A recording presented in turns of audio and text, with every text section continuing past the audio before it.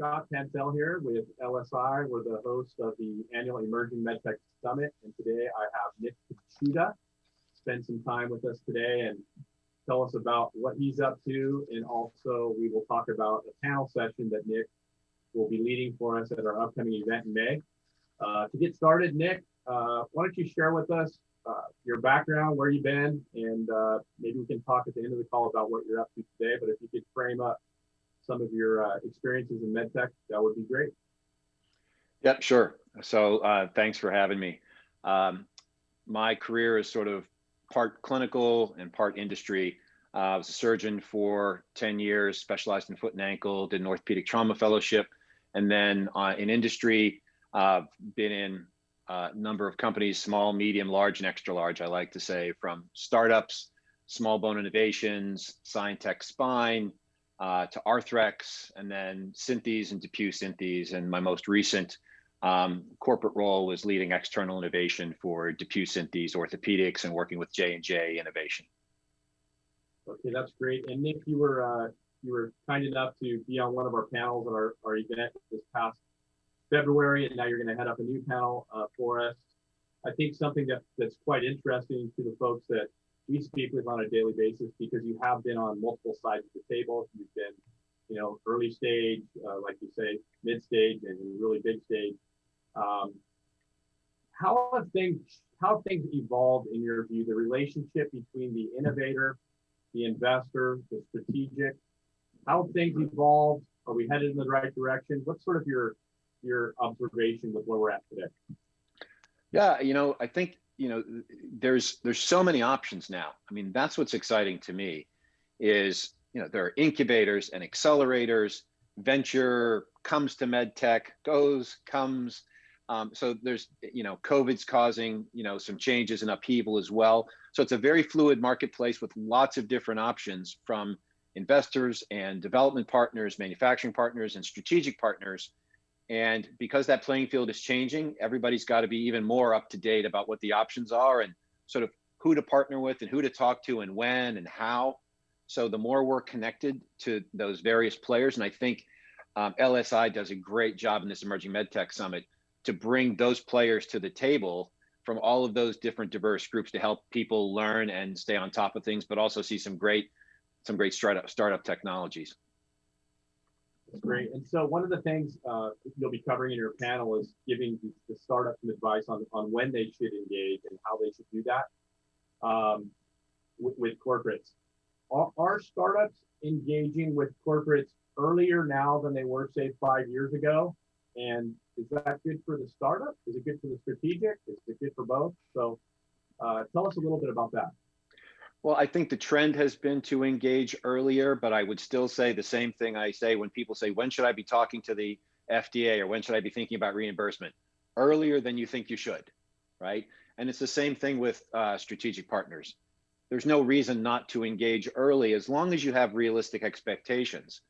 So for sure you should connect early. There's increased strategic interest in partnering with various different vehicles.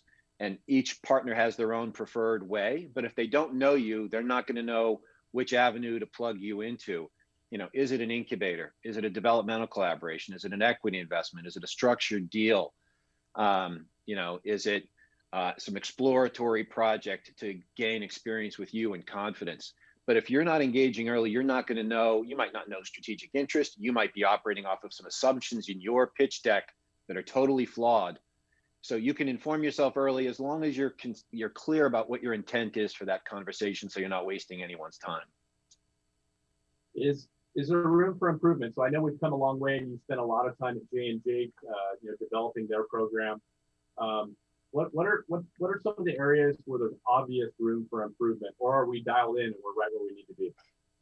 No, there's obviously always room for improvement.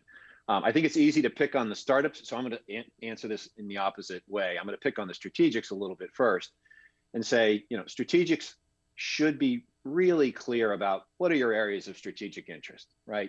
Don't kick the tires with a startup company that may have prepared a month for that conversation with you if you're not strategically interested generally in what they're up to.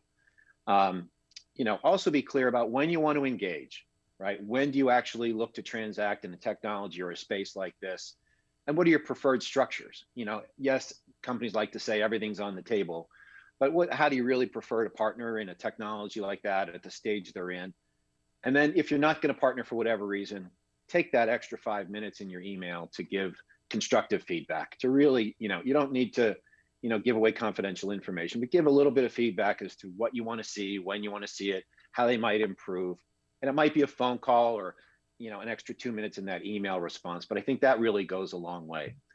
For the startups, why are you engaging with the strategic? And are you clear when you get on that phone call? What's the goal of this call? Is it to test strategic interest? Is it to get an investment?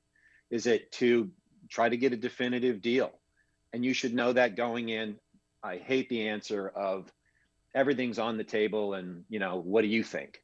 Right? Have a recommendation, have a plan, and have an ask. And it may or may not be the right one for them, but have what you need as a company clear up front. Be concise, compelling, and clear with what you're saying. You might get a half an hour, be done in 10 minutes, and leave plenty of time for Q&A.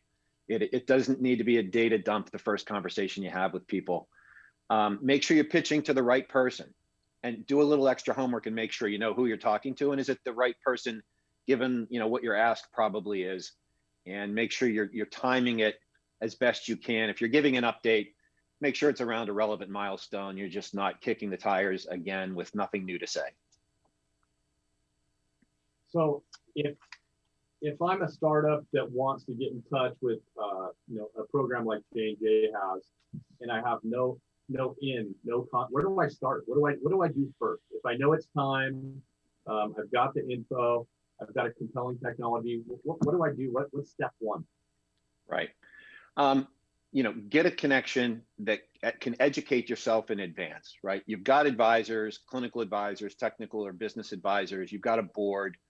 Use those relationships and see, if you're targeting Stryker,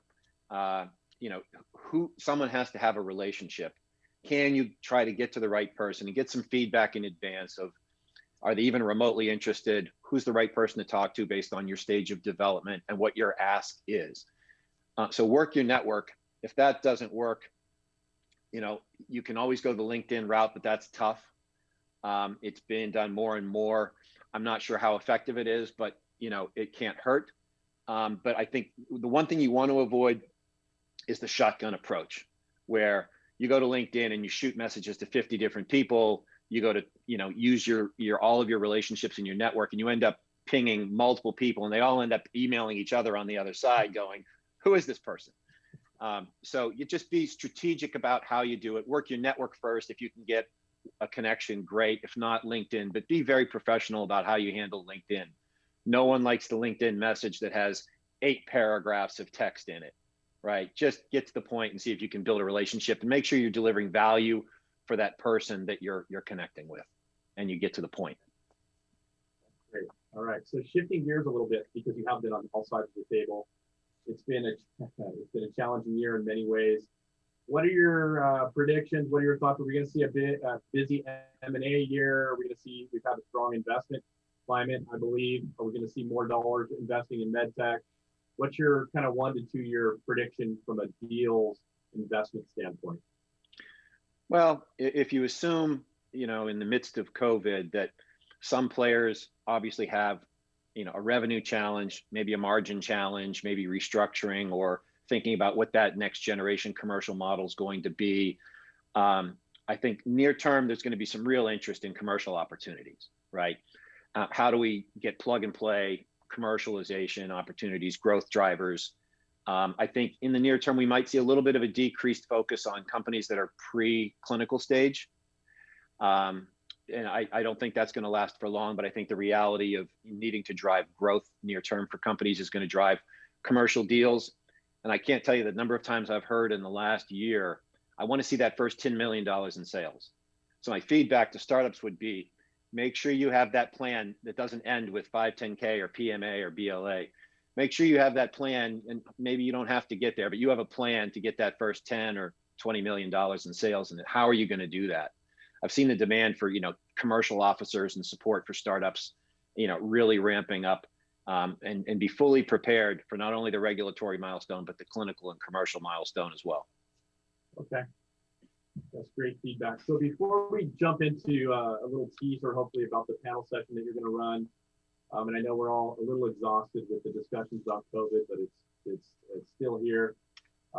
You have a particular focus in orthopedics, Nick, and orthopedics has been a space that has been hit quite hard. What's your prediction? Are we do we have light at the end of the tunnel? What's your prediction for recovery? Are we already recovering? Talk about orthopedics, the impact COVID's had on it, and where you see it headed in the next 1 to 2 years. Yeah, I think there was, the obvious dip, mid-year 2020. I think there was maybe a little over-optimistic recovery at the end of 2020. I think 2021 is going to be a challenged year as well, for obvious reasons. But I think the driving of these digital platforms and commercial model evolution, virtual education, virtual support, broader value bundling, and who can prepare for the volume rebound? There is going to be a volume rebound, and who can enable, and I had this conversation with someone this morning that said, how are we ever going to catch back up again? So I think technologies that can deliver value in increasing surgical workflow and procedures per day.